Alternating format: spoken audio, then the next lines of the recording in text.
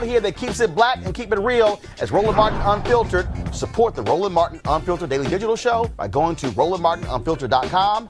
You can make this possible. I do want to do this here, of course. A lot of churches who have gone to this whole issue of live streaming their services because they can't meet and gather. There were some people, though, who still had services on Sunday, frankly, putting their congregations at risk. Dewey Smith, a pastor out of Atlanta, posted a video explaining why his church chose not to have service. And he was real frank and honest as to why some pastors did have service. I want y'all to watch this.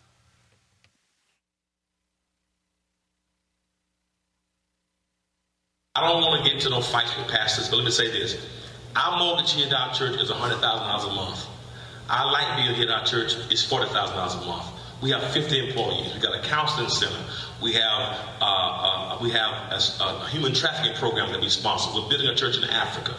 When we don't have church, that threatens our operation. We're like other. So for us, when we made a decision to close our church, public worship services, that was not a fear.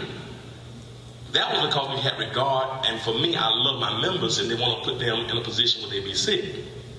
The faith for me was not in having church. The faith for me was saying, you know what, we're gonna prioritize people's safety and trust that God's gonna help the people to meet our needs financially. That was faith. Just because you had church does not mean you got faith. Some of you guys had church because you needed that offering. And you put people in jeopardy. Some of you did that. Now, I'm not speaking fair about it, but for us, we decided to not have worship because we didn't want to risk our susceptible demographic, those who are over 60, because all the scientists, all the medicine people are telling us, health, CDC, WHO, all the organizations are saying this thing is pandemic. So for us to have a global pandemic and risk our membership, we felt that we want to love our members enough to let them stay safe, to follow the doctor's recommendation, and then trust that God's going to meet the needs. And I'm just believing and trusting God that we put people first. So just because somebody had church, sometimes people use those scriptures, twist them because they need the offering. Rolling.